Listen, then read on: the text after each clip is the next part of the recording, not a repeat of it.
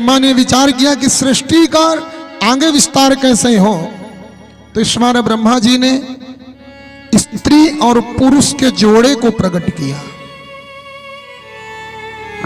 स्त्री और पुरुष का जोड़ा प्रकट हुआ। ईश्वर महाराज मनु और महारानी शतरूपा। मनुष्य जाति का सबसे पहला मनुष्य है मनु महाराज।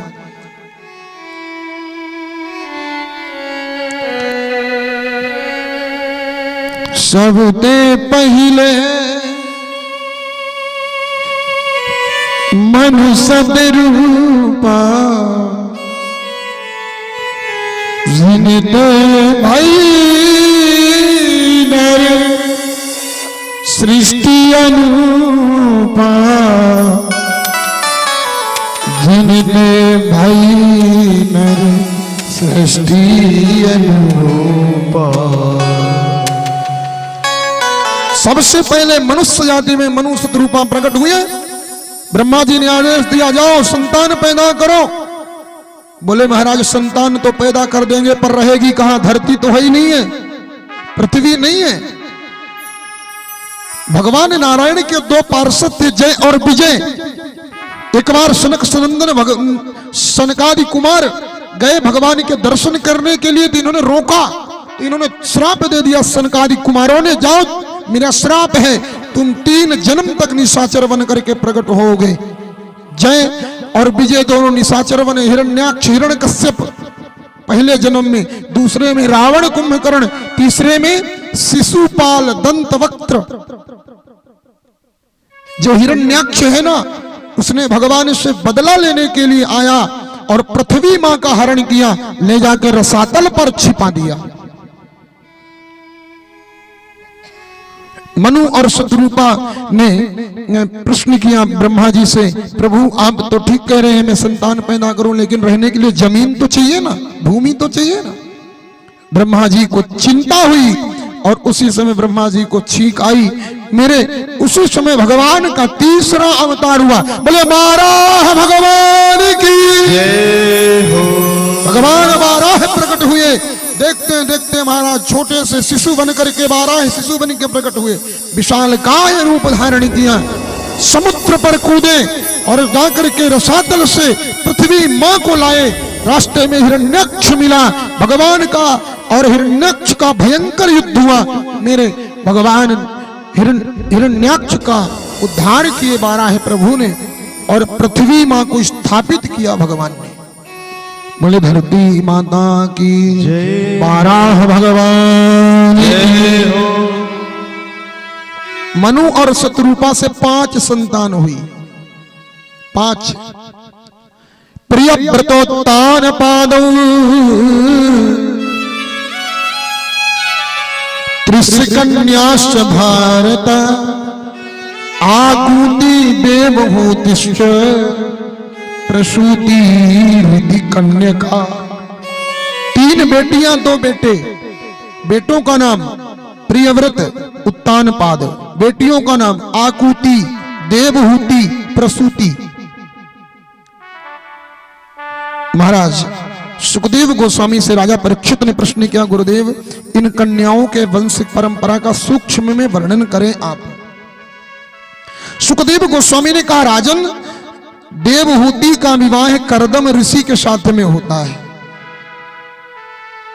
और इनसे 9 कन्याएं हुई। महाराज कला, अनसुईया, श्रद्धा, हविर्भू, गति, क्रिया, उन्नति, चित्ती, ख्याति, सुंदर 9 कन्याएं हुई। देवहूति की कन्या थी अनुसुईया, सती अनुसुईया, जिनका पावन आश्रम श्री चित्रकूट धाम में है। करदम ऋषि और देवहूति की कन्या थी। महाराज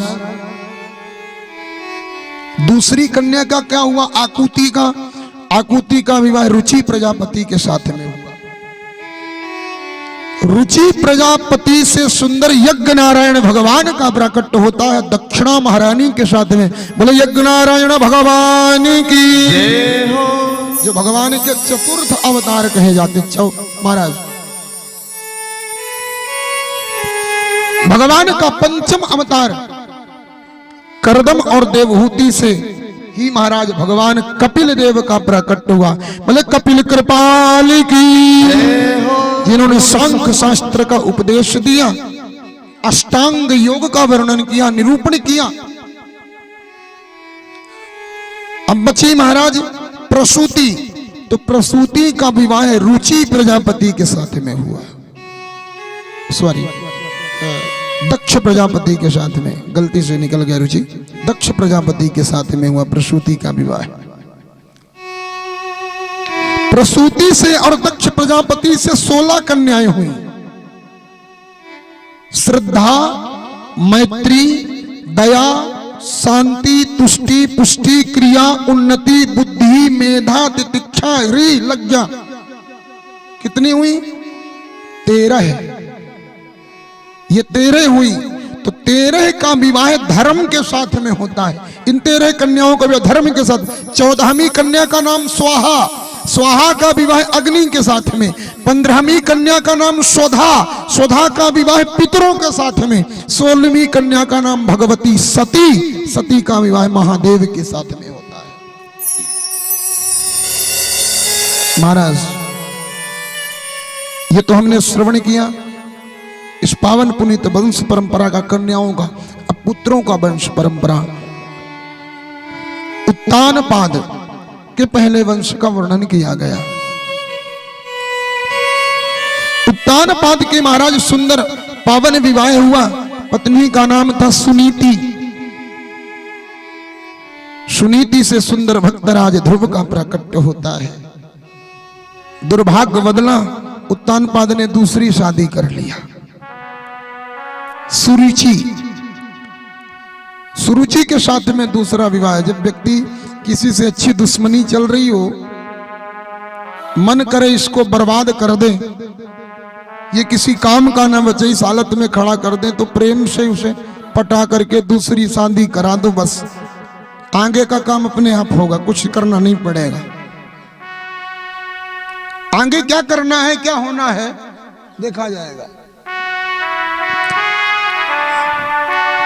सुरुचि आई, आकर के सौत डाहे मन में था सुनीति के प्रति। घर से बाहर निकाल दिया, मेरे राज्य से बाहर निकालो। तब एक छोटा सा बेटा हो गया था, नन्हा सा बालक था, जिसकी उम्र 1 वर्ष थी। 1 वर्ष के नन्हे बालक के समेत घर से इसे निकालो, अगर मुझे रखना चाहते हो तो। राजा प्रेम के विवश में आकर के और निकाल दिया सुनीति को।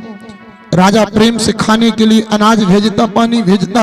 एक दिन सुरुचि को पता चला, अरे वो अनाज खाती है मेरी सौतन, अन्न बंद करो, आज से भोजन पकवान नहीं जाएगा, खाने के लिए केवल जौ जाएगा, जौ। पीने के लिए पानी नहीं, जहां जहां से पानी जाता है उसके पीने के लिए सारे रास्ते बंद कर दो। पीने के लिए केवल गोमूत्र जाएगा। ये करती तो बुरा जा रही है, लेकिन होता भला जा रहा है। पीने के लिए जल बंद हो जाए, गोमूत्र प्रारंभ हो जाए। खाने के लिए वो हविष्यान, अन्न नहीं हविष्यान, जो देवता, जो देवता ग्रहण करते हैं, जो देवता, वो ध्रुव के लिए और इनके लिए, जो भक्ति मार्ग में अत्यंत श्रेष्ठ कारक है। खाती जौ की दलिया गोमूत्र से पका करके सुनीति खाती थी। ध्रुव धीरे धीरे बड़े हुए, उम्र हो गई महाराज 4 वर्ष की। नन्हे नन्हे बच्चों के साथ खेल रहे थे। एक बच्चे ने पूछा, प्रेम ही प्रेम में तुम्हारे पिता का नाम क्या है? जिंदगी में इससे बड़ा कोई प्रश्न नहीं हो सकता। कोई हमसे पूछ ले पिता का नाम और पिता का नाम ना मालूम हो, इससे कठिन क्या बात होगी। ध्रुव ने कहा, ये तो मालूम नहीं, मां से पूछ के आता हूं। दौड़े दौड़े, मां मां मेरा पिता कौन है?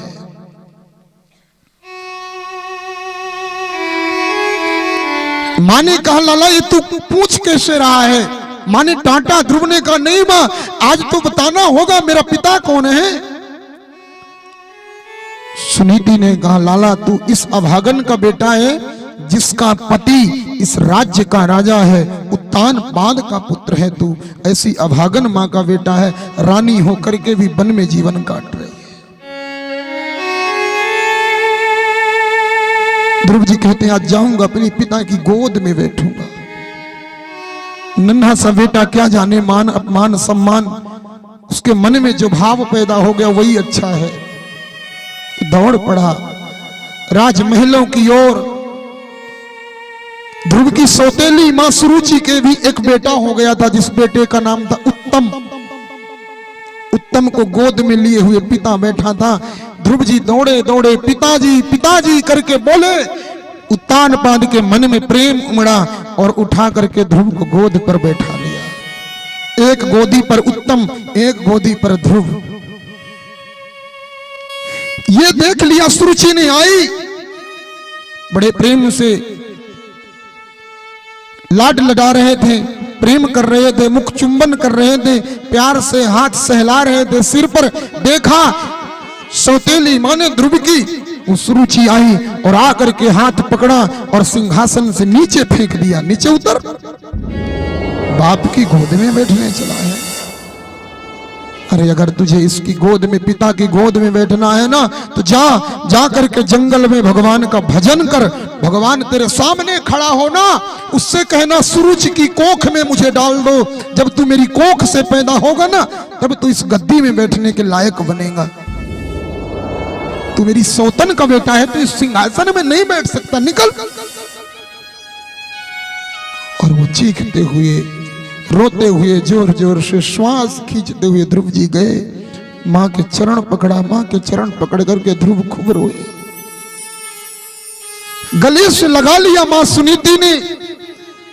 बेटा ईश्वर से प्रार्थना करती हूँ, हे परमपिता परमेश्वर, अगर किसी को सौतन देना, एक तो किसी को सौतन देना मत, और हे ईश्वर अगर सौतन देना तो जैसी सौतन मेरी है वैसी ही सौतन सबको देना। अरे मेरी सौतन ने मेरे बेटे को क्या संस्कार दिए हैं जो मैं नहीं दे पाई, वो मेरी सौतन ने दे दिया। मेरी सौतन ने ये कह के भेजा कि जा जा करके जंगल में तपस्या कर। मैं धन्य हो गई। जा मेरे लाल एक काम कर, एक बात उस माँ की मान लेना, एक बात इस माँ की मान लेना। ध्रुव ने कहा क्या मानना है, उसकी क्या मानना है, इसकी माँ। बोले उस माँ ने कहा है कि जंगल में जाके तपस्या कर, ये बात तो उसकी मान ले। दूसरी बात उसने कहा था जब भगवान खुश हो जाए तो पिता की गोद में बैठना है तो मेरी कोख से जन्म होने का वरदान मांगना। एक काम करना ध्रुव, भगवान तेरे सामने अगर कभी खड़े होना तो भगवान के सामने तू खड़े होकर के पिता की गोद में बैठने की बात मत कहना। भगवान से दोनों हाथ फैला करके कह देना कि मुझे पिता की गोद में नहीं, मुझे तो परम पिता की गोद में बैठा दो प्रभु, मुझे परम पिता की गोद में बैठा। जा लाला जा, चला जा, ये मेरा आशीर्वाद है। जा बेटा तू तप कर, तू तप कर, मेरी आज्ञा है मेरे बेटे, जा। और वो नन्हा सा ध्रुव तपस्या करने के लिए निकल पड़ा। ध्रुव कहते हुए जा रहे, मुझे राश आ गया है तेरे दर पे सर झुकाना। मेरी माँ ने मुझे संस्कार दे दिया है आपके चरणों में सर झुकाने के लिए। मेरे केशव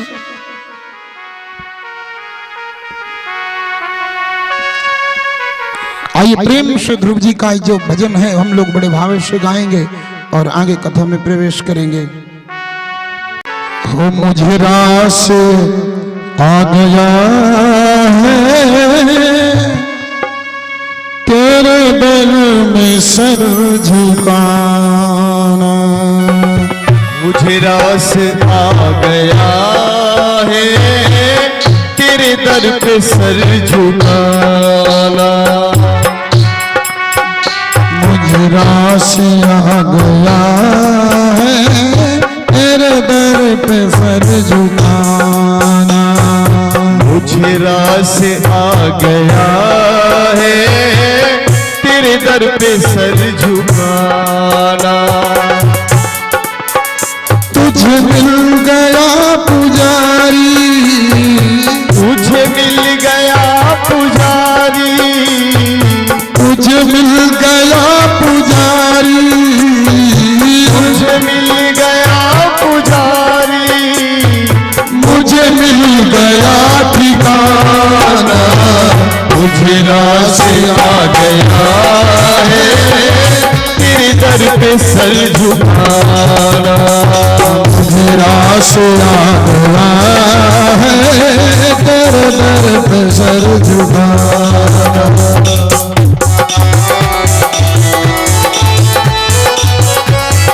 ताली सेवा करते हुए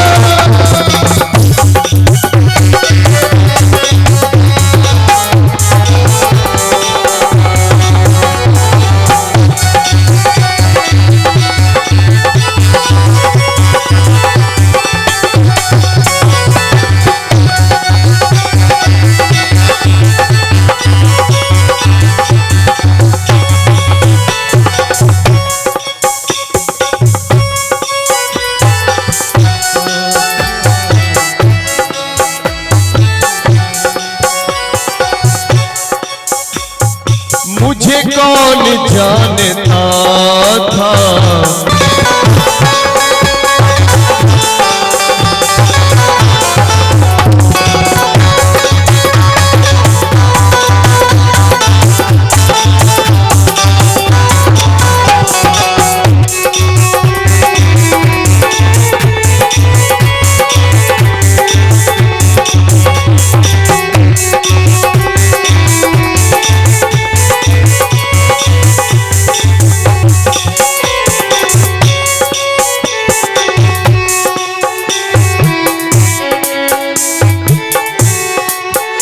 मुझे इसका गम नहीं है कि जमाना बदल गया है, मुझे इसका गम नहीं है कि बदल गया ज़माना, मुझे इसका गम नहीं है कि बदल गया ये ज़माना, मुझे इसका गम नहीं है, मुझे इसका गम नहीं है कि बदल गया ये ज़माना, मेरी जिंदगी के मालिक कहीं तुम बदल गया, मेरी जिंदगी के मालिक कहीं तुम बदल गया, मुझे रास आ गया है, मुझे रास आ गया है तेरे दर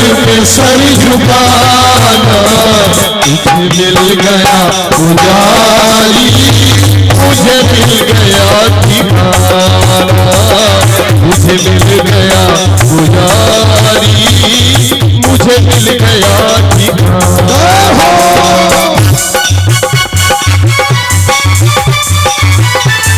बड़ी बड़ी तालियों के साथ में राधे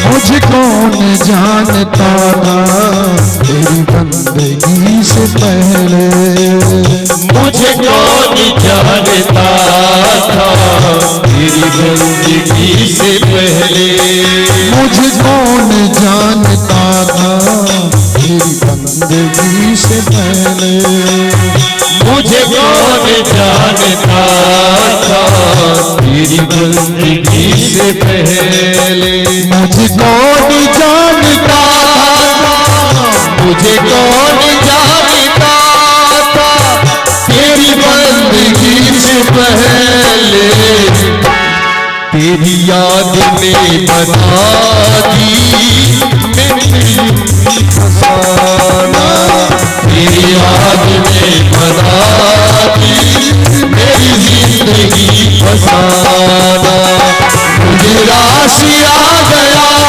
है, मुझे रास आ गया है, तेरे दर में सर झुकाना। तुझे मिल गया पुजारी, मुझे मिल गया ठिकाना। मुझे मिल गया पुजारी, मुझे मिल गया ठिकाना।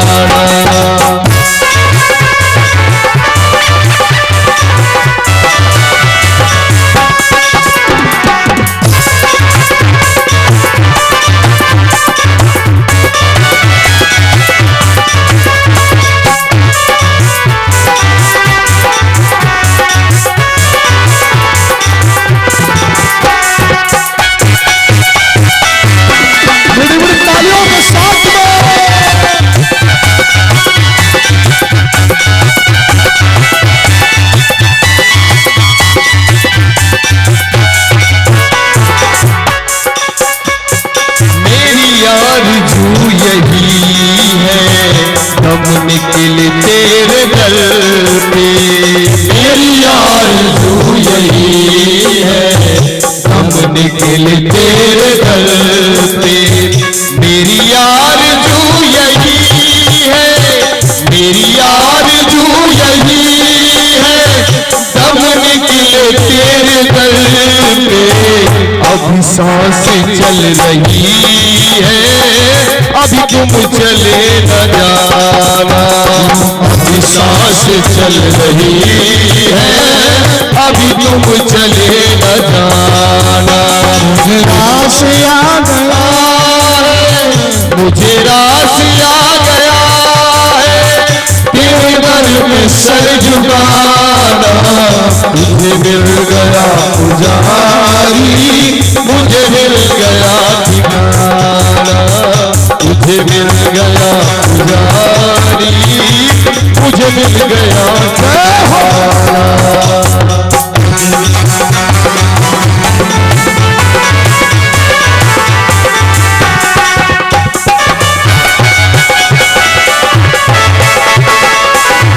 आओ से ताली सलाम करते हुए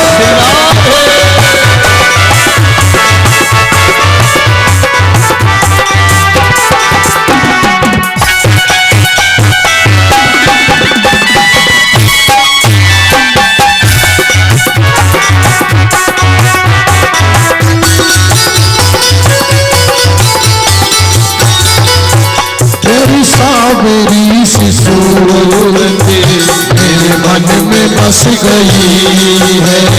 तेरी सावरी सी सूरत मेरे मन में बस गई है। तेरी सावरी सी सूरत मेरे मन में बस गई है। तेरी सावरी सी सूरत, तेरी सावरी सी सूरत मेरे मन में बस गई है। अब आ भी जाओ मोहन करके कोई बहाना। अब आ भी जाओ मोहन करके कोई बहाना। मुझे रास आ गया है, तेरे दर पे सर झुकाना। मुझे मिल गया पुजारी, मुझे मिल गया ठिकाना। मुझे मिल गया पुजारी, मुझे मिल गया ठिकाना।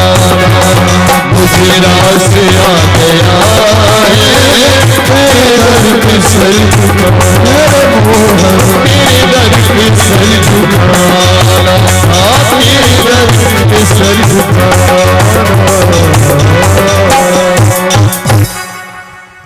बोल सावरिया सरकार की जय हो। एक बार दोनों हाथ ऊपर करके प्रेम से कहिए श्री राधे। बोलिए ना थोड़ा जोर से। माँ के चरणों में प्रणाम करके तपस्या करने निकल गए, भगवान को पाने निकल गए। भगवान नारायण ने नारद बाबा को बुलाया, बोले देव ऋषि नारद जी जाके देखो ये भगत मुझे ढूंढने जा रहा है, मेरी भक्ति करने जा रहा, असली है कि नकली। एक बार पता करके तो आओ। और देव ऋषि नारद जी ध्रुव जी का रास्ता रोकने के लिए जा पहुंचे। नारद जी मिले रास्ते में, राम राम भैया ध्रुव जी। ध्रुव जी ने कहा महाराज राम राम। कहां चले? बोले तपस्या करने। बोले इतनी छोटी उम्र में? 5 वर्ष की उम्र थी ध्रुव जी की जब तप करने निकले। 5 वर्ष की उम्र में। ये उम्र तो खेलने की है, खाने की है, पढ़ने की है, खेलने कूदने की है, मौज मस्ती की। आप तपस्या करने जा रहे हैं? ध्रुव जी ने पूछा तो तपस्या कब करना चाहिए? बोले वो तो बुढ़ापे में करना चाहिए। ध्रुव जी ने कहा मान लीजिए जवानी में मर गए तो?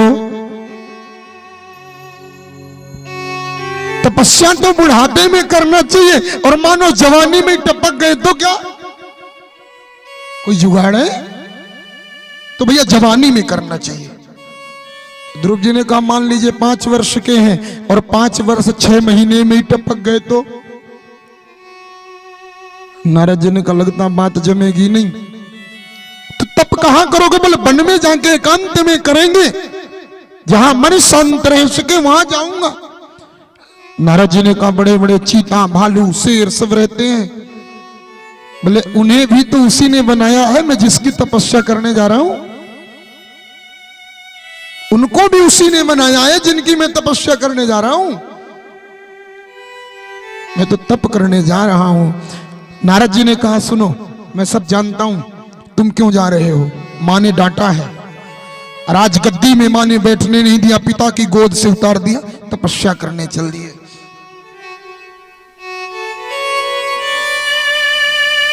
बोले सुनो एक बात बताऊं ध्रुव जी, मैं वादा करता हूं, चलो निकल चलो, घर लौट चलो। उत्तानपाद से मैं बात करूंगा, तुम्हारी मां से मैं बात करूंगा, चल करके तुम्हें उत्तानपाद के राज्य का आधा हिस्सा दिलवा दूंगा, ये मेरा वादा है। अरे ध्रुव जी ने कहा अब तो और पक्का नहीं जाऊंगा, अब नहीं लौटने वाला मैं। आपने ये पक्का कर दिया कि मुझे लौटना है ही नहीं। क्यों? बोले अभी मैंने भजन किया नहीं है, भजन करने वाले रास्ते में चला हूं, और रास्ते में चला केवल कुछ कदम चला, इतने में आप आ गए, आधा राज्य दिलाने के दावेदार आ गए। भजन करने के रास्ते में निकला और आधा राजपाट दिलाने के दावेदार आ गए। अगर मैंने भजन कर लिया तो पता नहीं मेरे प्रभु क्या क्या दे देंगे। अब नहीं लौटूंगा मैं, अब तो तपस्या करके ही लौटूंगा। नारद जी ने कहा गुरु बनाए हो, गुरु बिना कोई गति नहीं होती है, गुरु बिना भजन भी प्राप्त नहीं होता भगवान को। तो बोले बाबा जी गुरु की जरूरत है? बोले हाँ, तो गुरु बनाओ पहले, इसके बाद में जाना। ने 12 अक्षर मंत्र दिया, ओम नमो भगवते वासुदेवाय, यह मंत्र प्रदान किया। ध्रुव जी इस मंत्र में पूरा अनुराग सहित जाप किए। और महाराज ध्रुव जी की तपस्या देखिए, 5 साल के बच्चे की त्याग और तप देखिए कैसे कर रहे हैं। हरि बोल। तपश्चर्या करने के लिए जब ध्रुव जी गए ना, पहला महीना प्रारंभ ध्रुव जी के भक्ति का। तिरातांते त्रिरात्रांते कपित्थम बधिरासन, त्रिरात्रांते त्रिरात्रांते कपित्थम बधिरासन,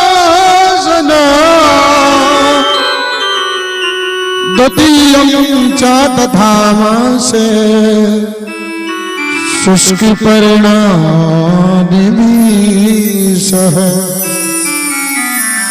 पहले महीने में ध्रुव जी गए, खड़े हो गए, दोनों हाथ ऊपर कर लिया, एक दाहिने पैर का अंगूठा जमीन में है, बाकी पूरा शरीर जमीन में स्पर्श नहीं है, केवल अंगूठे के बल पर खड़े हैं, दोनों हाथ ऊपर आकाश को देख रहे हैं। आंख बंद, 3 दिन आंख नहीं खोले। 3 दिन बाद जब आंख खुली, भगवान के नाम से समाधि अलग हुई, तो गए कैथा खा लिया, बेर खा लिया, जंगल में कंदमूल था वह खा लिया।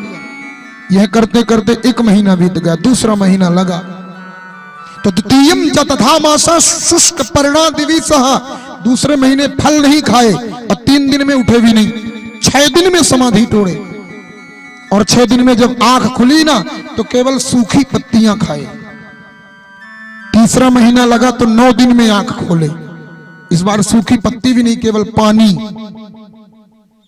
चौथे महीने 12 दिन में नेत्र खुले, इस बार तो पानी भी नहीं लिया, केवल एक बार श्वास लिया, श्वास एक बार ले लिया, और फिर महाराज 12 दिन तक श्वास ही नहीं ली। 1 माह ऐसे बीत गया महाराज, जैसे ही 5वां माह लगा ध्रुव जी एक बार श्वास लिए और इसके बाद श्वास की गति रोक दिया ध्रुव जी ने।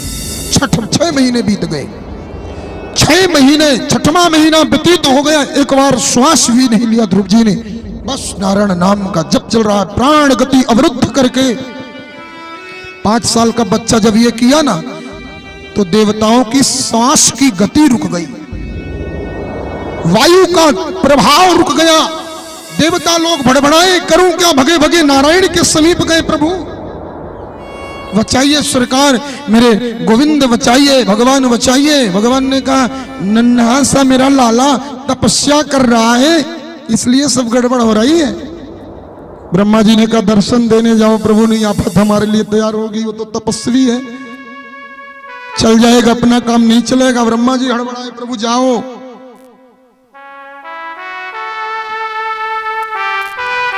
ध्यान रखना, भगवान महादेव हाथ जोड़े खड़े हैं, बोले जाइए ध्रुव जी को दर्शन दीजिए।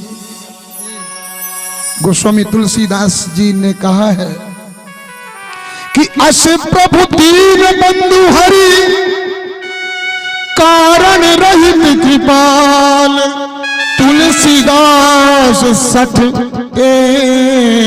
भज,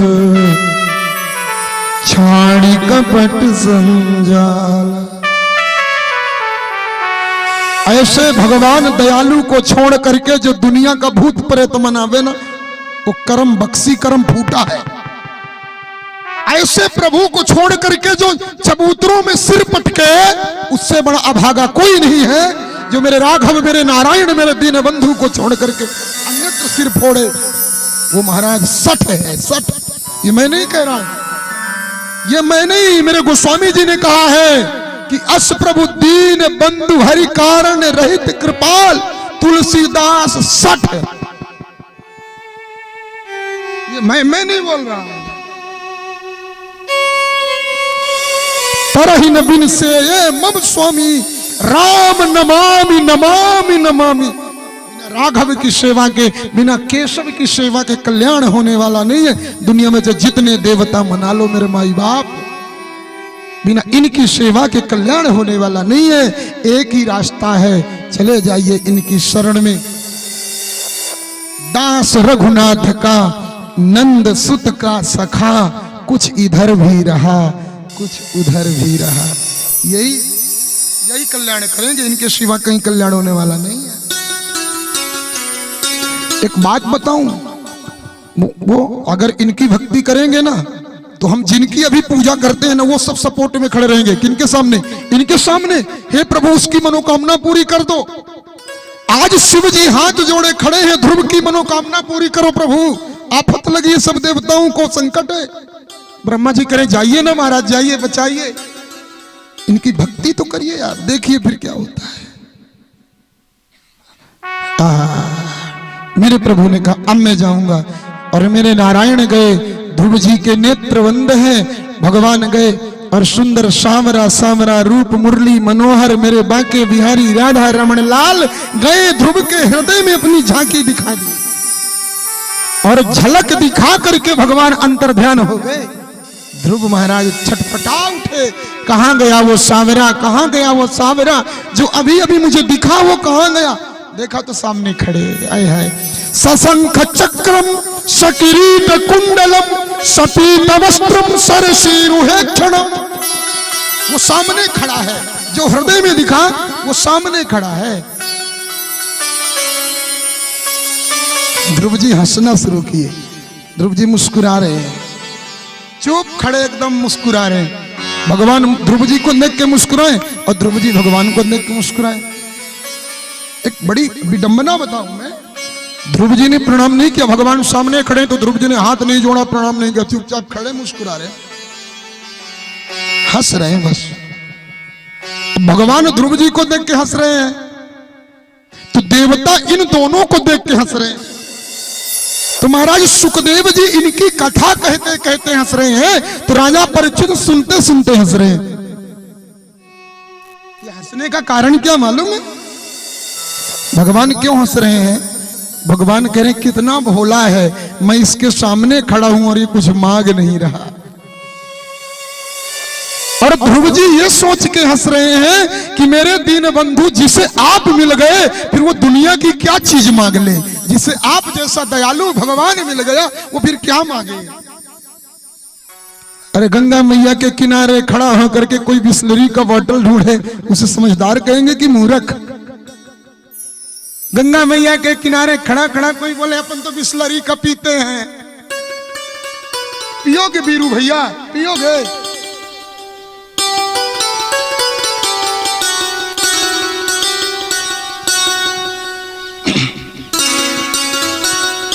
निवेदन करूं मैं, ध्रुव जी मुस्कुरा रहे, प्रभु क्या मांगने की बात करते हो? देवता क्यों हंस रहे? किसी ने कहा देवता क्यों हंसे?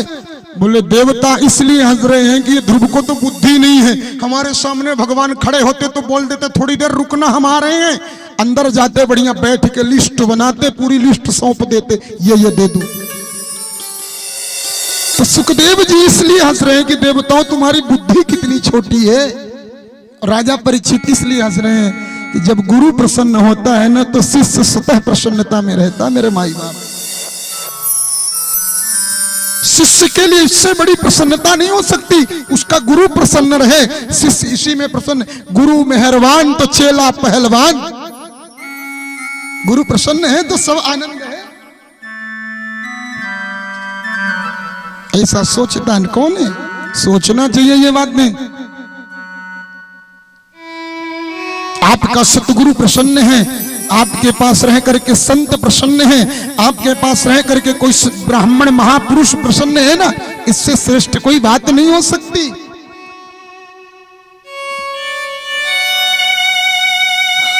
भगवान बहुत देर तक खड़े रहे, ध्रुव जी बोले नहीं। आज पूरी दादागिरी में है ध्रुव जी। हाँ बैठ जाओ अम्मा, बैठ जाओ वहीं, जल्दी से बैठ जाओ। यशोदा मैया बैठ जाओ।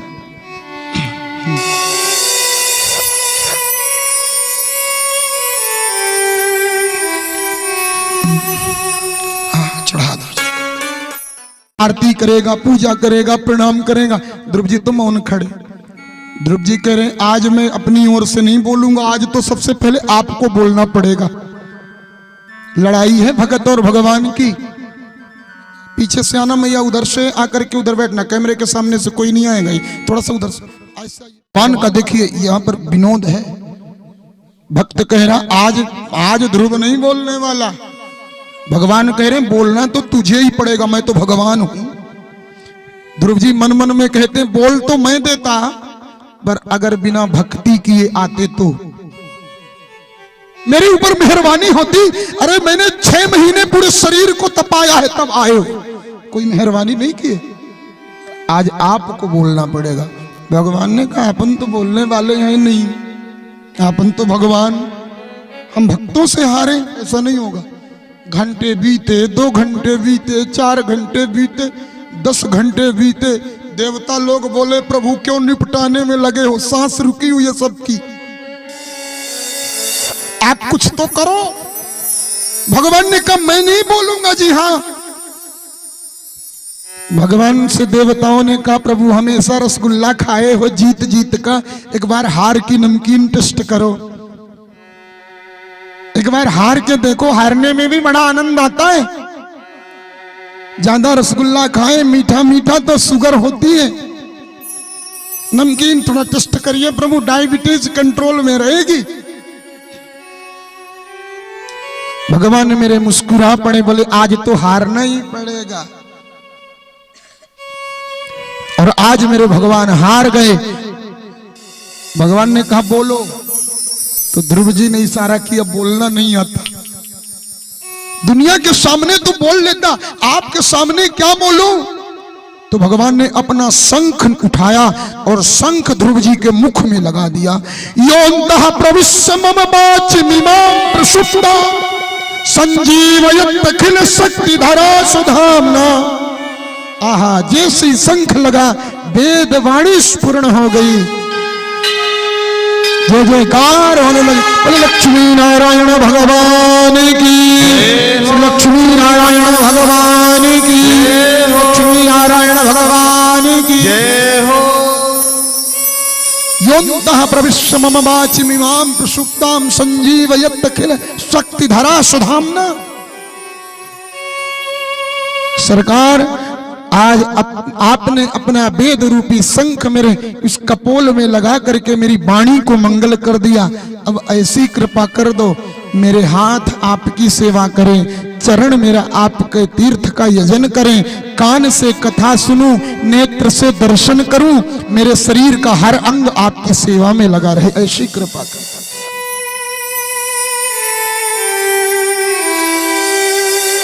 मेरी ऐसी कृपा करो सरकार, मेरी संपूर्ण इंद्रियां आपको समर्पित हो जाएं दीनबंधु। भगवान ने आशीर्वाद दिया, देवता लोग आकाश से सुमन वृष्टि कर रहे हैं। भगवान ने कहा, ध्रुव ये तो मैंने तुम्हें दे दिया, अभी और कुछ देने के लिए बाकी है। बोले क्या? बोले जाइए, मैं तुम्हें आशीर्वाद देता हूं, आप अपने पिता के राज्य को भोगोगे, 36 करोड़ वर्ष तक अपने पिता का राज्य भोगोगे, और मरने के बाद में तुम्हें यहां का ही राज्य नहीं, मैं तुम्हें वहां भी एक राज्य दूंगा। तुम्हारे लिए एक ध्रुव लोक का निर्माण कर रहा हूं और तुम्हें ध्रुव लोक का राजा बनाऊंगा। वो जो ध्रुव तारा दिखता है ना, देखते ना जिस ध्रुव तारा, वो महाराज ध्रुव जी का लोक है। आज भी वहां ध्रुव जी राजा बनकर के बैठे हैं ध्रुव लोक पर। ये भगवान की कृपा, ये मेरे सरकार की कृपा। भगवान के लिए कुछ करके तो देखिए, सरकार के लिए कुछ करिए तो सही। महाराज वह खाली नहीं जाएगा। भक्तराज ध्रुव तप कर पूरा करके जब राज्य लौटे, उत्तानपाद ने स्वागत किया, वंदन किया। महारानी सुनीति का सुरुचि स्वयं आरती करके अंदर बुला रही है। जिस सुरुचि ने घर से निकाल दिया ना, वो सुरुचि आज आरती लेकर के खड़ी है। मैया सुनीति का आरती किया, तिलक किया, राज्य में प्रवेश दिया, ध्रुव जी को राजा बनाया गया। ध्यान से सुनेंगे, ध्रुव का एक भाई था जो एक दिन उत्तम शिकार खेलने गया। इको हल्का मधुर कर दो। और जब शिकार खेलने के लिए गया था, शिकार खेलते खेलते गया, महाराज यक्षों के राज्य में प्रवेश कर गया। कुबेर जी के सेना ने उत्तम का वध कर दिया। ध्रुव जी क्रोधित हुए और जाकर के चढ़ाई कर दिया। कुबेर की बहुत सारी सेना का मर्दन करने लगे। उस समय भगवान ब्रह्मा आए और ब्रह्मा जी ने आकर के मना किया, लाला ये धर्म उचित नहीं है, ये सब बंद करो। ब्रह्मा जी की बात ध्रुव जी मान गए। महाराज आइए प्रेम से, ये ध्रुव जी की पावन वंश परंपरा में ही भगवान पृथु प्रकट होते हैं। बोले पृथु भगवान की जय हो। समय का अभाव है, इसलिए मैं ज्यादा विस्तार नहीं कर पा रहा हूं। महाराज प्रियव्रत के वंश का वर्णन, जो महाराज मनु के दूसरे बेटे थे। प्रियव्रतो भागवता आत्मा रामं कथम मुने गृहे रणतायन मूला कर्म बंध पराभव कर्म बंध पराभव। महाराज कृपा करिए, अब आप सुखदेव जी से राजा परीक्षित ने कहा, प्रभु प्रियव्रत का पावन वंश वर्णन करें। आइए प्रियव्रत जी के पावन वंश को सूक्ष्म में जैसा भी भगवान समय देते उसे सुनते हैं। जो महाराज मनु के सबसे बड़े बेटे थे उनका नाम था प्रियव्रत। प्रियव्रत का विवाह बहिर्सुमति के साथ में हुआ। इनसे महाराज पावन 10 पुत्र हुए। अग्निध, इद्मजिह्व, यज्ञवाहु, हिरण्यरेता, धृतराष्ट्र, मेधा, तिथि, वितिहोत्र, महावीर, कवि, सवन। अग्निध जी के जो पुत्र होते हैं महाराज उनका नाम हुआ नाभि। और नाभि का जो विवाह हुआ मेरु देवी के साथ में हुआ। नाभि महाराज से और मेरु देवी से महाराज भगवान का एक और अवतार प्रकट हुआ। बोलिए ऋषभदेव भगवान की, जिन्होंने जैन धर्म की स्थापना किया। भगवान ऋषभदेव प्रकट हुए। ऋषभदेव के जो संतान, ऋषभदेव के जो पुत्र होते हैं ना महाराज, उनका नाम हुआ राजा भरत, जिन्होंने इस पृथ्वी का राज 1 करोड़ साल तक भोगा। 1 करोड़ वर्ष तक। लेकिन इंद्रियां तृप्त नहीं हुई, मन भरा नहीं। ध्यान रखना, भोग भोगने से इंद्रियां मस्त नहीं होती हैं। इंद्रियां भोग भोगने से थोड़ी ना मस्त होती हैं। जितने लोग यहां बैठे हैं सब लोग आज खा पी के आए हो कि नहीं? खा पी के आए? उपवास तो नहीं है ना? सब खा के आए हैं। और जाते ही फिर आधा किलो 1 किलो राशन फिर छेपेंगे रात को। सवेरा होगा तो फिर भूख लगेगी। भोजन खत्म हो जाएगा पर भूख खत्म नहीं होगी। भोगो न भुक्त्वा पयमेव भुक्त्वा। महाराज भोजन खत्म नहीं होगा। राम जी, भोजन खत्म हो जाएगा, खाने वाला खत्म हो जाएगा, पर भूख तब भी खत्म नहीं, भूख तब भी जिंदा है। भोगो न भुक्त्वा पयमेव भुक्त्वा। भोग को भोग करके कोई सुखी नहीं होता मेरे माई बाप। भोगों को भोगने के बाद तो दुखी मिलता है। इंद्रियां जो मांगे वो देते जाओ। आपको लगता है शराबी आदमी को, पियक्कड़ को लगता है अपन शराब पी के मस्त हो रहे, मजा आ रहा है। ऐसा सोचता पियक्कड़ आदमी, पी के मजा आ रहा है। मालूम है वो मजा कैसे?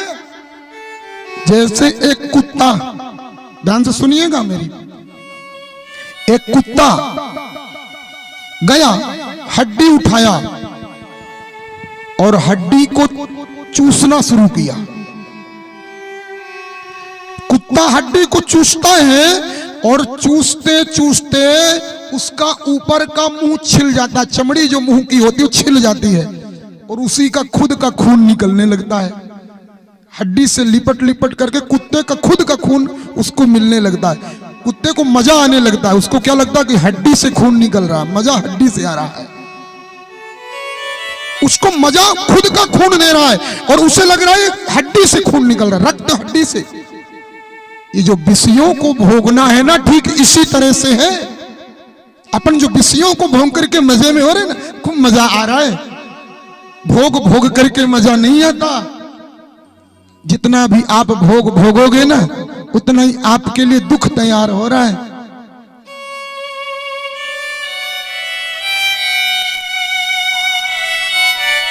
भोगो न भुक्त्वा पयमेव भुक्त्वा।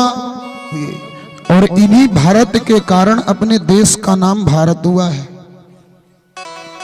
ध्यान से सुनिए।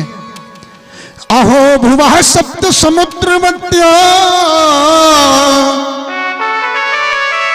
दीपेश्वर से सुध पूर्ण में तत् गायन्ति यत्र जना मुरारे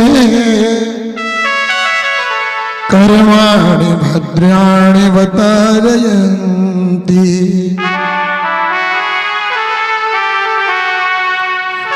उन्हीं भारत के कारण इस देश को नाम भारत में चलना। महात्मा भरत ने 1 करोड़ साल तक राज्य भोगा। 1 करोड़ साल। इतना भोगने के बाद भी मन नहीं भरा। 90 साल के आदमी से पूछो मारोगे, बोलेगा नहीं, एक बार फिर जवान होना चाहता हूं। मन करता है एक बार फिर जवानी आ जाए, मरना नहीं चाहता कोई। यौवन हर कोई चाहता है। भोग भोग करके कोई मस्त नहीं होता, भोग नष्ट हो जाते। ध्यान रखना, माई बाप प्रेम से, आइए भाव से सुने, शांति भाव से। अच्छा, भोग एक बड़ी सुंदर बात बताऊं। एक राजा ने बकरी पाला। मैं 4 दिन से कथा कह रहा हूं। कितने दिन से? 4 दिन से। और एकदम पक्की गारंटी के साथ कहता हूं, एक दिन भी मैंने एक भी कहानी नहीं सुनाया। आदरणीय हमारे शुक्ला जी पहले दिन से सुन रहे हैं, हमारे गौतम जी और भी मेरे भाई लोग हैं, सब पहले दिन से। एक दिन भी मेरी कथा में कहानी नहीं। अपने राम जी को कथा ही कहने से फुर्सत नहीं, सेठ सेठानी कहाँ से ठोक। धन्यवाद देता हूँ आदरणीय शुक्ला जी को, धर्मेंद्र भैया को, और सबसे ज्यादा मैं धन्यवाद वंदनीय हम अपने सरपंच महोदय श्री ब्रजेश कुशवाहा जी को, जो इस कार्यक्रम के हनुमान जी बने। मुझे कहने में बिल्कुल संकोच नहीं है। ब्रजेश कुशवाहा जी ने, हमारे हरीश जी हैं टेंट वाले भैया जी, हरीश कुशवाहा जी, आप लोगों को साधुवाद देता हूं। आप लोग मिले तो यहां बैठा हूं।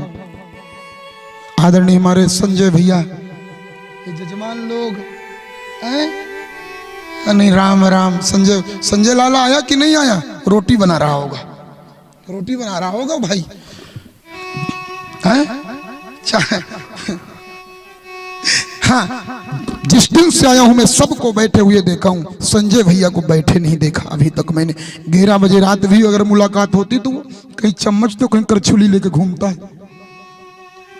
बहुत सेवा किया उस बंदे लोग, बहुत प्रेम। आइए भाव से हम कथा में चलते हैं। मैं निवेदन कर रहा था, आज मैं एक कहानी सुनाने जा रहा हूं, 4 दिन में पहली कहानी। देखिएगा, निकालिए, थोड़ा सुनिए भाव से, अच्छा लगेगा, मुझे विश्वास है। ये मैं प्रयास करता हूं कि जहां विद्वान लोग बैठते हैं, समझने वाले, वहां कहता हूं, बाकी तो नहीं। अपने राम जी काम करो, चलो कथा को निकालो बेटा। एक राजा ने एक बकरी पाला। भोगो न भुक्ता, इंद्रियों को जितना भोग दोगे इंद्रियां उतनी बिगड़ेंगी। जीव कहे आज तो रबड़ी खाएंगे, रामपुर नेकिन भगो, रबड़ी खाओ। दूसरे दिन फिर मन करेगा आज फिर खाते हैं, पेट नहीं भरेगा। दूसरे दिन फिर जीभ बिगड़ेगी, चलो आज फिर दूसरे दिन भगो। जीभ रबड़ी खाने की चर्चा करे ना, तो थोड़ा सा हल्का तीखी तीखी मिर्ची जीभ में लगाना। इंद्रियों का दमन, जो तुम्हारी इंद्रियां कहे वो नहीं करना, बल्कि जो तुम कहो वही इंद्रियां करें। आंखें कहती हैं गंदे गंदे सीन देखना, नहीं, आंखों को राम जी का दर्शन कराओ, मेरे सरकार का दर्शन कराओ। कान कहते हैं वो गंदे डीजे चलता होता, इतने आदमी बैठते हैं, लाओ कोई वो गंदे लोगों को नाचने के लिए बुला लो यार, बुला करके फिर देखो वो 90 साल के दादा जो खटिया में पड़े होंगे, बोले हमको भी खटिया समेत नहीं, चलो वहीं पड़े पड़े देखेंगे, आत्मा को शांति मिलेगी वहीं। ये क्या है? ये इंद्रियों का दोष है। जिसने जीवन को जैसा जिया है ना, मैं निवेदन करना चाहता हूं, इंद्रियों को भोग नहीं, इंद्रियां जैसा कहें वैसा नहीं, जैसा तुम कहो वैसा इंद्रियां करें। एक राजा ने बकरी पाला। राजा ने घोषणा कर दिया, जो मेरे बकरी का पेट भरेगा उसे मैं आधे राज्य का मालिक बना दूंगा। बकरी का कोई पेट भर लाए। अहीर लोग, अहीर बोलते हैं जो बकरी चराते हैं, यादव लोग, अहीर लोग,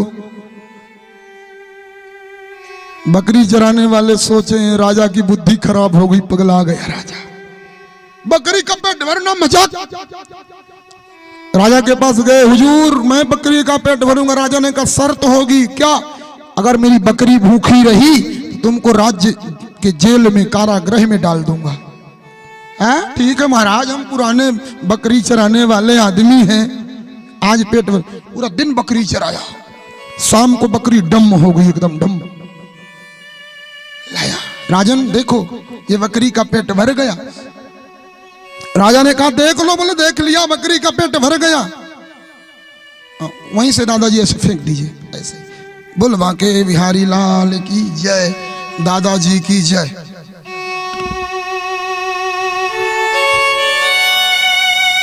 आप यहीं आ जाया करो 1 बजे से।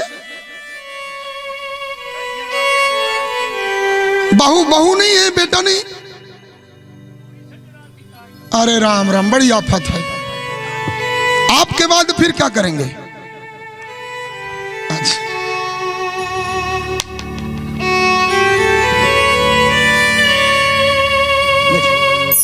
यही चर्चा चल रही है, यही बात हो रही। आइए भाव से सुनिए। मैं निवेदन कर रहा हूं, उसने बकरी पूरा दिन चराया, बकरी ला करके खड़ा किया। राजा ने कहा देखो, पेट भरा? बोले भर गया।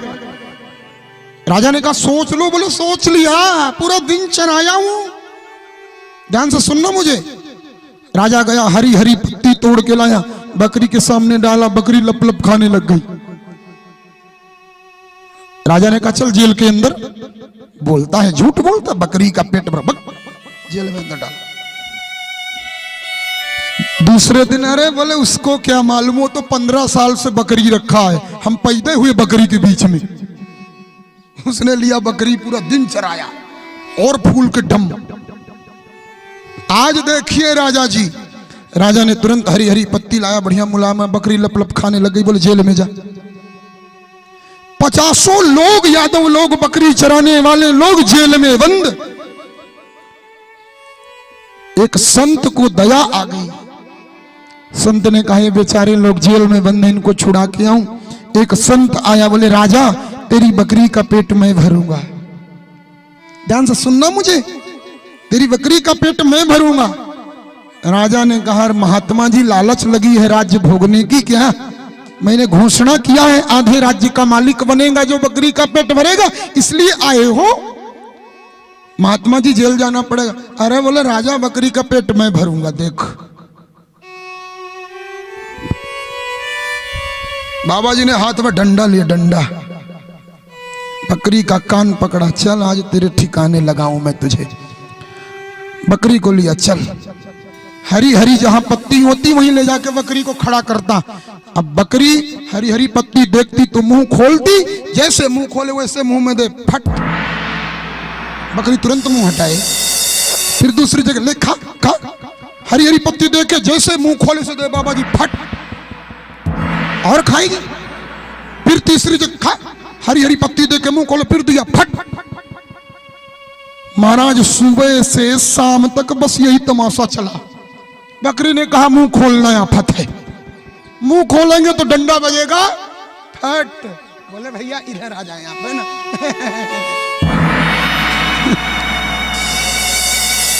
है ना, सही गलत कह रहा हूं बताओ?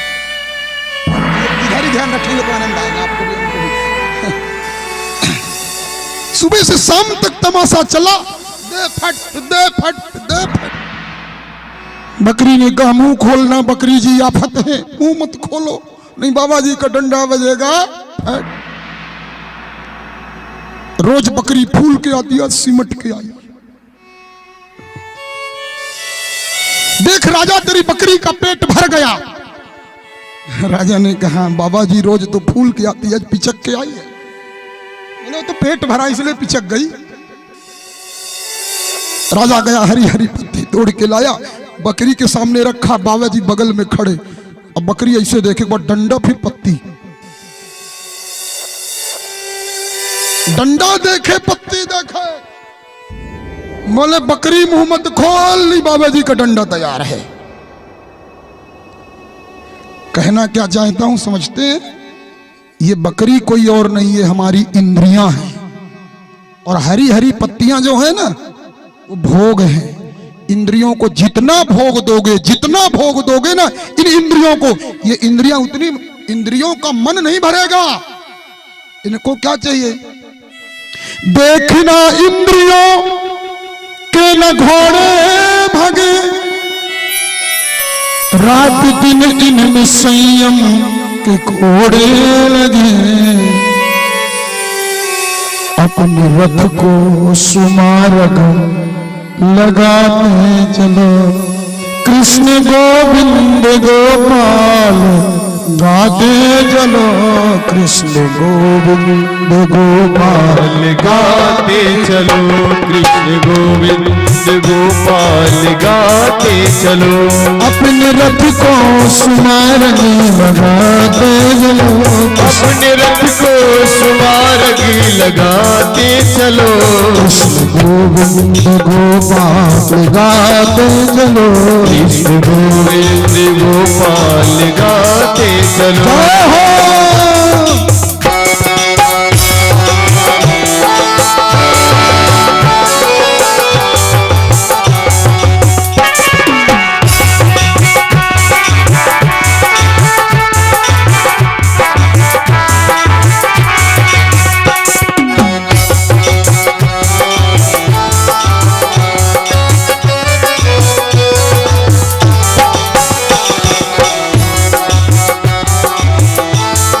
देखना इंद्रियों के न घोड़े भगे देखना इंद्रियों के न घोड़े भगे देखना इंद्रियों के न घोड़े भगे देखना इंद्रियों के न घोड़े भगे रात दिन इनमें संयम के कोड़े लगे रात दिन इनमें संयम के कोड़े लगे अपने रथ को, ये रथ क्या है?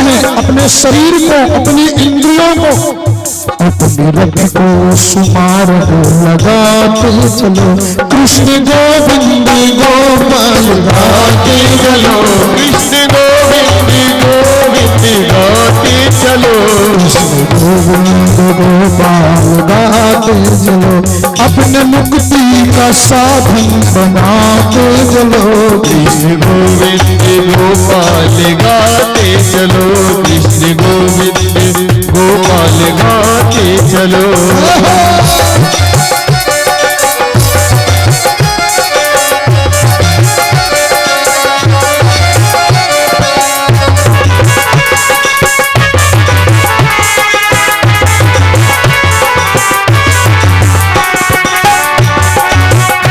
देखिए तालियां बजाइए किनारे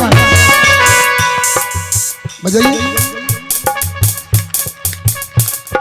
ये बात प्रेम से काम करते चलो नाम जपते चलो काम करते चलो नाम जपते चलो काम करते चलो नाम जपते चलो काम करते चलो नाम जपते चलो कृष्ण का हर समय ध्यान धरते चलो कृष्ण का हर समय ध्यान धरते चलो जिंदगी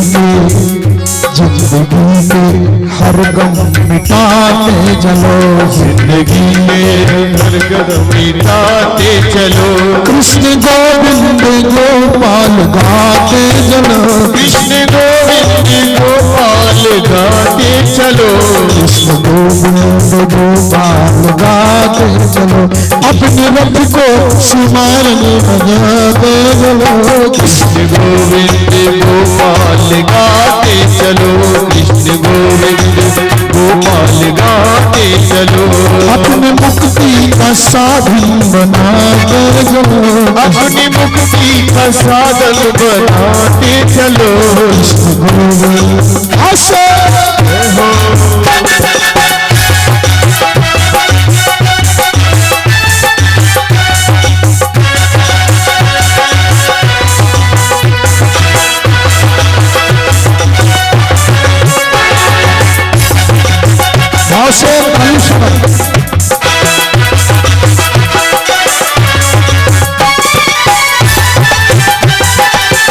राधा रमण लाल की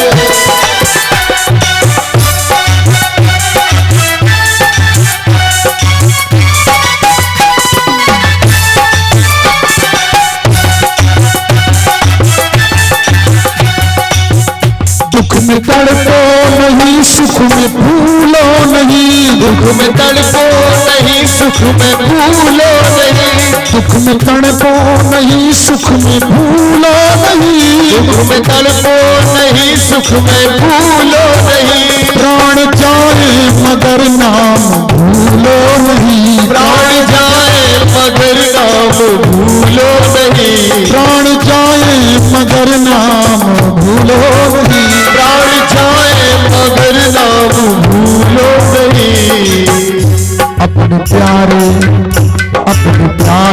कन्हैया को रिझाते चलो, अपने प्यारे कन्हैया को रिझाते चलो, अपने मन को सुमारग लगाते चलो, कृष्ण गोविंद गोपाल गाते चलो, कृष्ण गोविंद गोपाल गाते चलो, अपने रथ को सुमारग लगाते चलो, अपने रथ को सुमारग लगाते चलो, कृष्ण गोविंद गोपाल गाते आशा बड़ी बड़ी ताली से रात करते हुए राधा रमण लाल की जय हो।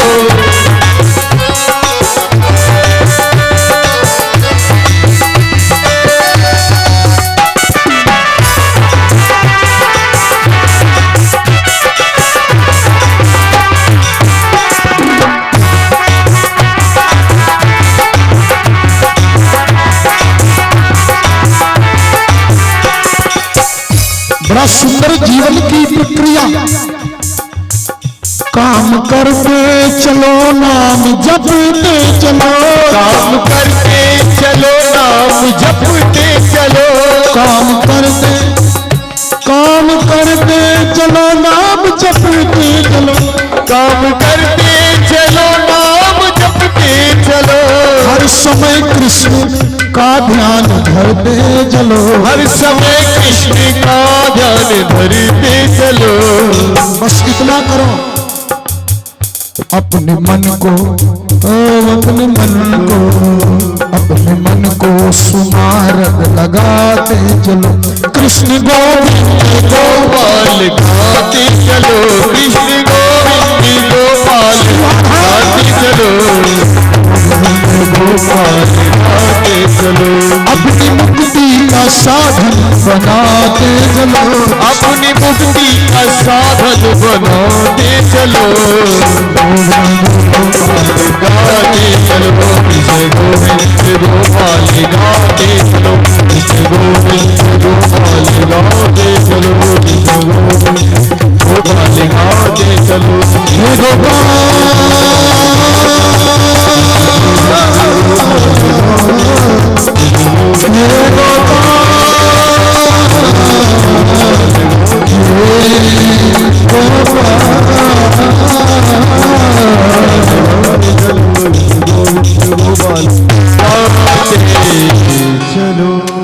एक बार प्रेम से बोलिए श्री राधा रमण लाल की जय हो। प्रेम से कहिए श्री राधा, श्री राम, श्री राधे, श्री राधे, श्री राधे, श्री राधे।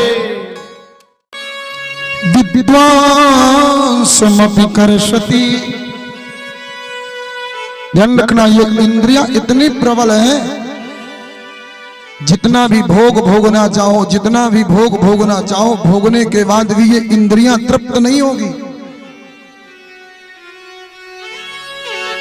जैसे कि अग्नि में घी डालने से अग्नि शांत नहीं होती, वैसे ये इंद्रियां भोगों को भोग करके तृप्त नहीं होती। महात्मा भरत ने, राजा भरत ने, जो ऋषभ देव के पुत्र थे, राजा भरत ने 1 करोड़ साल तक इसी आर्यावर्त का राज्य भोगा है। ध्यान रखना, इन भारत के पहले इस देश का जो नाम था ना, वो आर्यावर्त नाम था, आर्यावर्त। ये 9 खंड है महाराज। अहो भुवः सप्त समुद्रवत्या द्वीपेश्वर से स्वधि पुण्य में गायंत्री यत्रात जने मुरारे पुण्यानि कर्माणि वतारयन्ति। ये भारत में जन्म ऐसे नहीं मिलता है। ये भारत की पावन भूमि पर जिसे भी जन्म मिला है ना, वो पुण्यशाली है। अरे इस भारत की भूमि पर ही ना प्रभु श्री राम अवतार लेते हैं। भगवान श्री केशव मेरे बांके बिहारी इस भारत की भूमि पर अवतार लेते हैं। यहाँ दुर्गा, यहाँ काली, यहाँ चंडी, यहाँ गायत्री, यहाँ सावित्री, यहाँ गंगा, यहाँ यमुना, यहाँ सरस्वती, यहाँ नर्मदा, यहाँ क्षिप्रा, सब इसी भारत में है। ये भारत अत्यंत श्रेष्ठ महाराज देश है। ये भारत भूमि सारी पृथ्वी में अखिल भुवन में एक भारत ही ऐसी भूमि है जिसे मां कहा जाता है। भारत की पृथ्वी को मां कहते हैं। क्यों? क्योंकि ये भारत की भूमि ऐसी वैसी नहीं है। ये भगवान राम को जन्म देती है, भगवान कृष्ण को जन्म, भगवान गौतम, भगवान बुद्ध, भगवान कपिल को जन्म देती है, जो गंगा को प्रकट करती है, जो यमुना को प्रकट करती है। ऐसी पुण्यशालिनी भूमि है ये भारत भूमि, साझ नहीं है। इसलिए इसको कहा जाता है बोलो भारत माता की जय हो। चीन माता नहीं है, अफगानिस्तान माता, अरे आंटी भी नहीं। कोई ऐसा भी नहीं बोलता अफगानिस्तान आंटी की जाए, मौसी की जाए, नहीं, कुछ भी नहीं। मां तो सिर्फ, ध्यान रखना, भारत की भूमि को माता कहा जाता है मेरे माई बाप। इस कथा पांडाल पर आप दर्शन करें। श्री हनुमान जी के एक तरफ भगवा, दूसरी तरफ तिरंगा ध्वज। ये इस कथा की विविधता है, अलौकिकता है। पूज्य महाराज श्री की जितनी भी मैंने कथाएं किया है, मैंने इस कथा का नियम देखा है। राष्ट्र के प्रति समर्पण, राष्ट्र के प्रति श्रद्धा, राष्ट्र के प्रति भाव। आज प्रातः काल मुझे मैसेज आया मेरे फोन पे, नंबर बटा हुआ है भारतवर्ष में, ठाकुर जी कृपा से किसी ने मैसेज किया हैप्पी वैलेंटाइन डे। मैंने कहा कौन सी आफत, ये क्या है? मैंने कहा शर्म आनी चाहिए। मैंने जवाब दिया, रिप्लाई दिया, मैंने कहा शर्म आनी चाहिए। आज के दिन मेरी भारत माता 40 सपूतों को खो देती है पुलवामा में। आज के दिन 14 फरवरी को देश मना रहा वैलेंटाइन डे। मैंने पूछा क्या इसका अर्थ बता? भाई ने कहा प्रेम दिवस, प्रेम दिवस। मैंने कहा ये 14 फरवरी को मनाना चाहिए, बाकी दिवस क्या करना चाहिए? 14 फरवरी को प्रेम करो, बाकी दिन क्या करो? और अगर वो प्रेम दिवस ये है ना, वो प्रेम दिवस ये तो रोज मनाओ, वो 14 फरवरी को नहीं। प्रेम, ध्यान रखना, प्रेम शुद्ध होता है, प्रेम पाक होता है, क्योंकि प्रेम मेरे ईश्वर का नाम है, प्रेम मेरे कृष्ण का नाम है। प्रेम अपवित्र नहीं होता, प्रेम पाक होता है। ये 7 दिन से वो त्योहार चल रहा है। किसी दिन रोज डे तो किसी दिन प्रपोज डे, किसी दिन वो कौन सा डे शर्मा जी मनाते हो, कभी मनाए हो? रोज मनाना, रोज मनाओ वैलेंटाइन डे अगर प्रेम दिवस है। पर ध्यान रखना, हमारे युवा जो भटक रहा है ना आज, ऐसे नहीं भटकना चाहिए कि हमारे देश का जिसे सोने की चिड़िया, जिसे आर्यावर्त कहा जाता था, उसका पतन हो जाए। कहां जा रही है मेरी युवा पीढ़ी? क्या कर रहे हैं हम लोग? आइए भाव विषय में चर्चा करूं। ये देश का नाम आर्यावर्त। थोड़ा वार्ता नहीं होगी, विनम्र अनुरोध है मेरा। किसी विशेष परिस्थिति में अगर वार्ता करना पड़े तो पांडाल के बाहर जाके वार्ता होगी। मेरी माताओं से भी, बहनों से भी, सबसे निवेदन, विशेष परिस्थिति पर अगर बात करना पड़े तो पांडाल के बाहर। अपने लिए 4 लोग बैठे हो काफी हैं, शांति से सुनो तो वेलकम। गड़बड़ फड़बड़ तो अपने घर जाओ, हमारी भीड़ कम। फायदे में है अपन। अपने को जजमान पटाने का कोई शौक नहीं। मेरे बांके बिहारी ने खूब जजमान दिए हैं। खास ये दिख रहा है सारे जहां से अच्छा हिंदुस्तान हमारा। सारी पृथ्वी में सबसे अलौकिक मेरा हिंदुस्तान है, ये मेरा भारतवर्ष है। उसका कारण यही है क्योंकि यहाँ भारत जैसे महात्मा जन्म लेते हैं। ऋषभदेव भगवान के पुत्र हुए महात्मा भरत, राजा भरत, जिन्होंने 1 करोड़ साल तक पृथ्वी का राज्य होगा। 1 करोड़ वर्ष बाद महाराज जब इनके मन में वैराग्य जगा तो अपने बड़े बेटे को इन्होंने राज्य सौंपा। और बड़े बेटे को राज्य सौंप करके, सुमति नामक पुत्र था, इनके 5 बेटे थे। सुमति, राष्ट्रवृत, सुदर्शन, आवरण और धूमकेतु। बड़े बेटे को राज्य सौंपा और तपस्या करने के लिए निकल गए। सरस्वती नदी के किनारे पुलह नामक आश्रम बनाए राम जी। गंडकी नदी के किनारे पुनः आश्रम बनाया और वहीं पर तप करने लगे। प्रतिदिन जाते महाराज 20 घंटे भगवान का भजन करते, केवल 4 घंटे दिन दिनचर्याओं में बिताते, सोने खाने पीने में 4 घंटे 20 घंटे भगवान में बिताते थे। 20 घंटे भगवत आराधन। इनकी माता जी हैं इनकी, गोदी में लीजिए। नदी के तट पर एक दिन शालिग्राम भगवान का पूजन कर रहे थे। इतने में महाराज एक गर्भवती हिरणी आई जो प्यासी थी, पानी पीने लगी और जैसे पानी पी रही थी इतने में एक शेर आया। शेर ने जोर से गर्जना किया। शेर की गर्जना सुन करके हिरणी डर गई।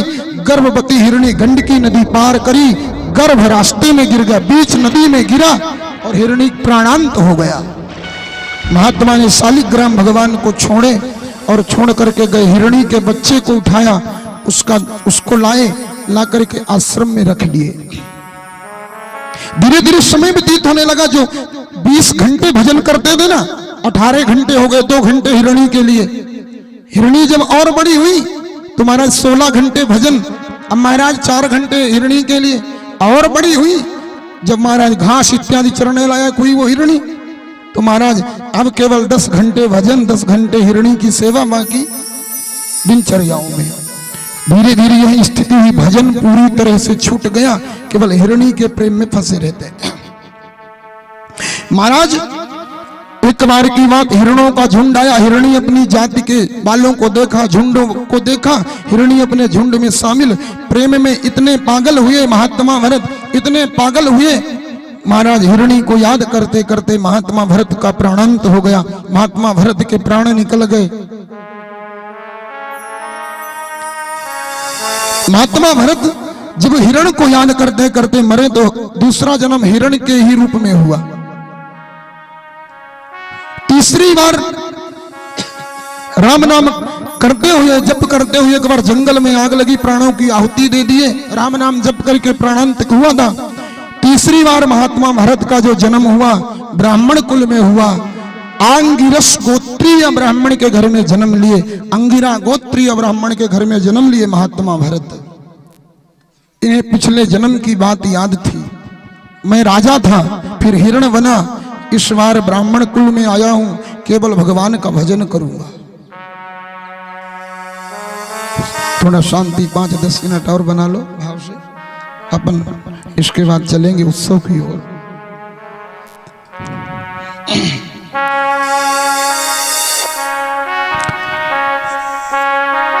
आंगिरस गोत्रीय कुल में जन्म लिए महाराज। इस बार तो पागलों की तरह जीवन व्यतीत किए,